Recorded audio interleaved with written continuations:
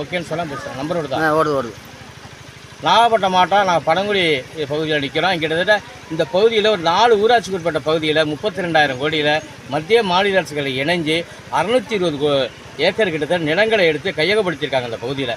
எங்களோட கோரிக்கை என்னன்னு கேட்டிங்கன்னா, கிட்டத்தட்ட என்னையோட 7வது நாள் இன்றைக்கி போராட்டத்தில் நாங்கள் இருக்கோம். இன்றைக்கி நேற்று பிச்சை எடுத்து போராட்டம் பண்ணோம். இன்றைக்கி இறப்பு நிலை, அதாவது செத்தல் மாதிரி நின்று இன்றைக்கி நெற்றியில் ₹1 காசு வச்சு இன்றைக்கி மிகப்பெரிய போராட்டம் நடத்தியிருக்கோம்.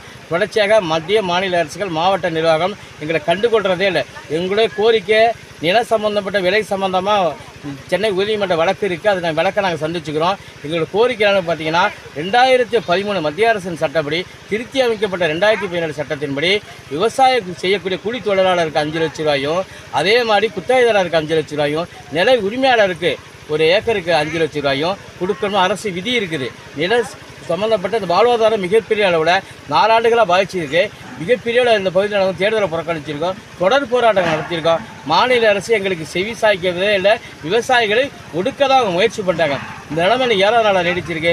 வரும் நாளை இல்லை இன்று முதல் எங்களோட நடவடிக்கை எடுத்து எனக்கு உண்டான இழப்பீடு தொகை எங்கள் வங்கி கணக்கில் வரவில்லை என்றால் தமிழகம் முழுவதும் அல்ல, இந்தியா முழுவதும் இருக்கக்கூடிய விவசாய அகில இந்திய தலைவர் ஒருங்கிணைச்சு நாகப்பட்டினம் இதே பனங்குடி பகுதியில் சிபிசிஎல் முன்பாக மிகப்பெரிய முற்றுகை போராட்டம் எடுப்போம் என்பதை மத்திய மாநில அரசுக்கு நாங்கள் எச்சரிக்கையாக சொல்கிறோம்.